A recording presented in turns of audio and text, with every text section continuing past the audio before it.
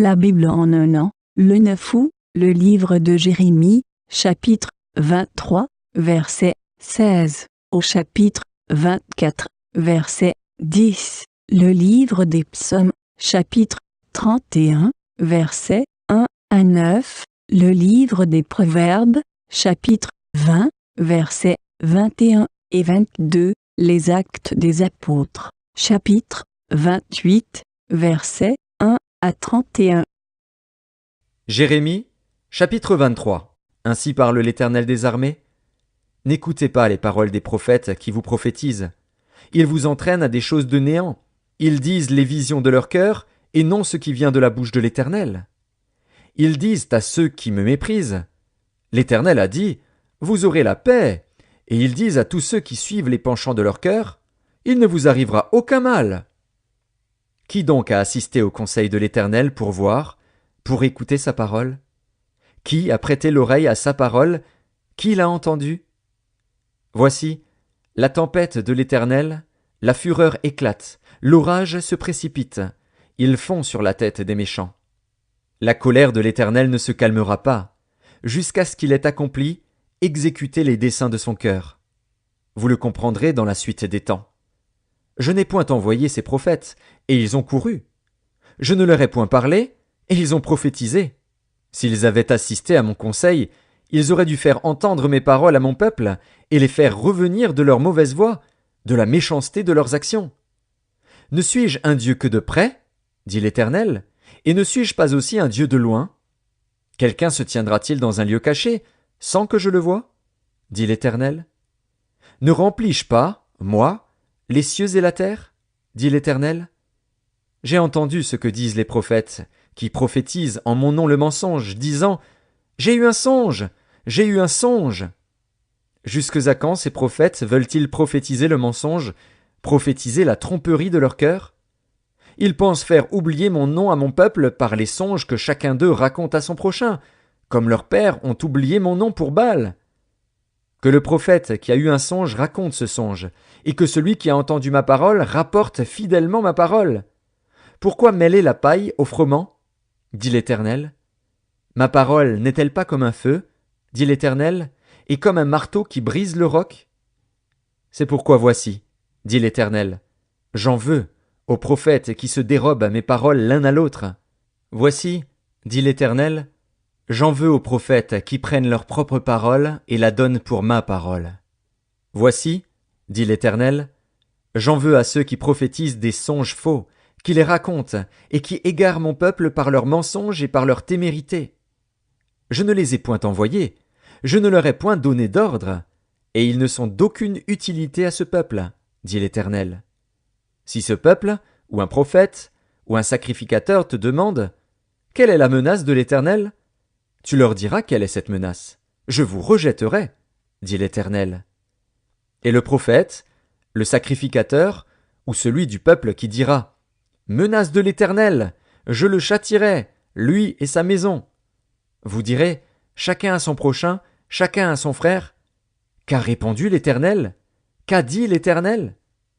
Mais vous ne direz plus « Menace de l'Éternel », car la parole de chacun sera pour lui une menace. Vous tordez les paroles du Dieu vivant, de l'Éternel des armées, notre Dieu.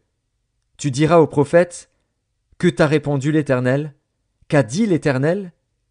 Et si vous dites encore, menace de l'Éternel, alors ainsi parle l'Éternel, parce que vous dites ce mot, menace de l'Éternel, quoique j'ai envoyé vers vous pour dire, vous ne direz pas, menace de l'Éternel?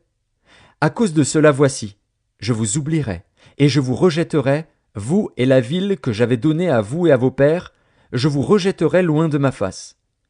Je mettrai sur vous un opprobre éternel et une honte éternelle qui ne s'oublieront pas.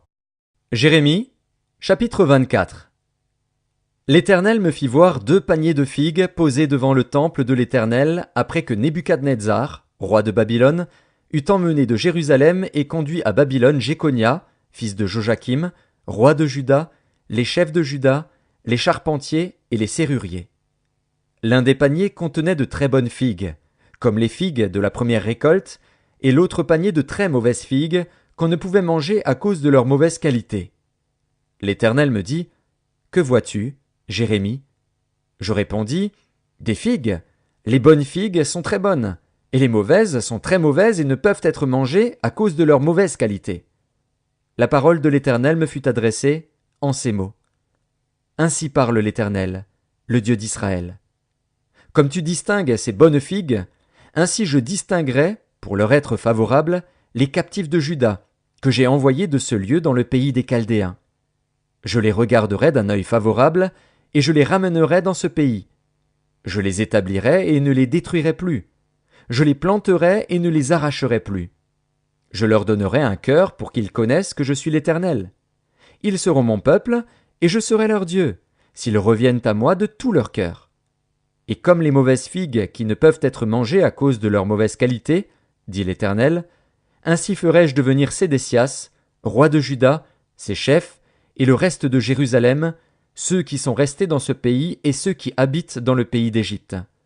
Je les rendrai un objet d'effroi, de malheur, pour tous les royaumes de la terre, un sujet d'opprobre, de sarcasme, de raillerie et de malédiction, dans tous les lieux où je les chasserai. J'enverrai parmi eux l'épée, la famine et la peste, jusqu'à ce qu'ils aient disparu du pays que j'avais donné à eux et à leurs pères. Psaume 31, au chef des chantres, psaume de David. Éternel, je cherche en toi mon refuge, que jamais je ne sois confondu. Délivre-moi dans ta justice, incline vers moi ton oreille, hâte-toi de me secourir. Sois pour moi un rocher protecteur, une forteresse, où je trouve mon salut. Car tu es mon rocher, ma forteresse, et à cause de ton nom tu me conduiras, tu me dirigeras. Tu me feras sortir du filet qu'ils m'ont tendu, car tu es mon protecteur. Je remets mon esprit entre tes mains, tu me délivreras, Éternel Dieu de vérité.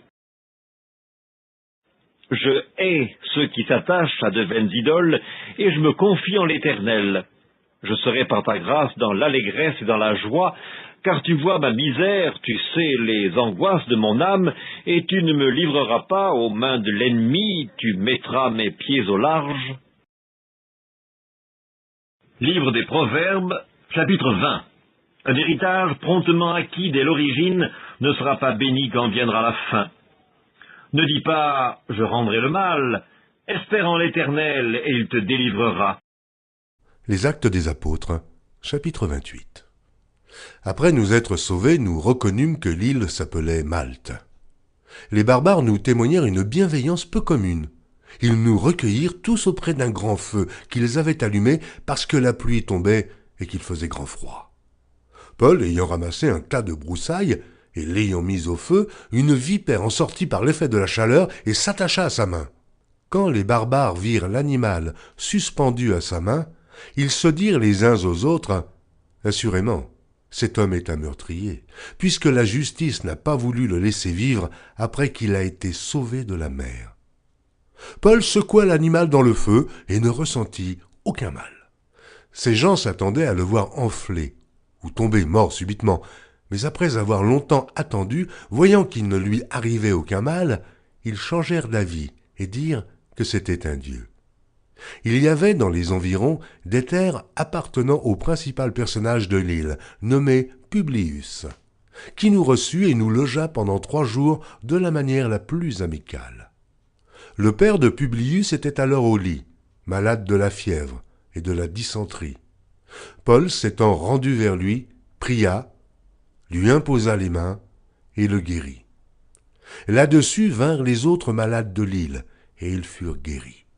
On nous rendit de grands honneurs, et, à notre départ, on nous fournit les choses dont nous avions besoin. Après un séjour de 3 mois, nous nous embarquâmes sur un navire d'Alexandrie qui avait passé l'hiver dans l'île et qui portait pour enseigne les Dioscures.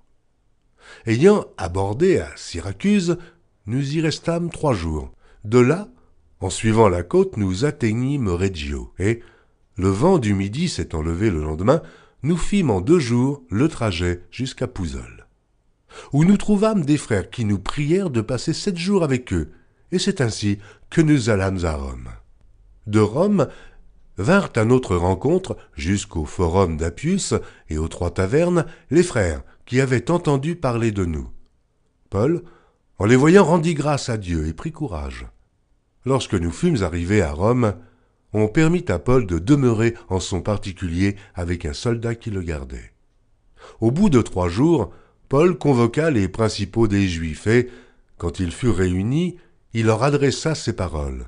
« Hommes frères, sans avoir rien fait contre le peuple ni contre les coutumes de nos pères, j'ai été mis en prison à Jérusalem et livré de là entre les mains des Romains. Après m'avoir interrogé, ils voulaient me relâcher parce qu'il n'y avait en moi rien qui méritât la mort.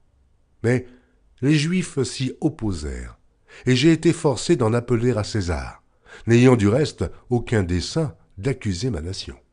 Voilà pourquoi j'ai demandé à vous voir et à vous parler, car c'est à cause de l'espérance d'Israël que je porte cette chaîne. » Ils lui répondirent, « Nous n'avons reçu de Judée aucune lettre à ton sujet, et il n'est venu aucun frère qui ait rapporté ou dit du mal de toi. Mais nous voudrions apprendre de toi ce que tu penses, car nous savons que cette secte rencontre partout de l'opposition. » Ils lui fixèrent un jour, et plusieurs vinrent le trouver dans son logis. Paul leur annonça le royaume de Dieu en rendant témoignage et en cherchant par la loi de Moïse et par les prophètes à les persuader de ce qui concerne Jésus.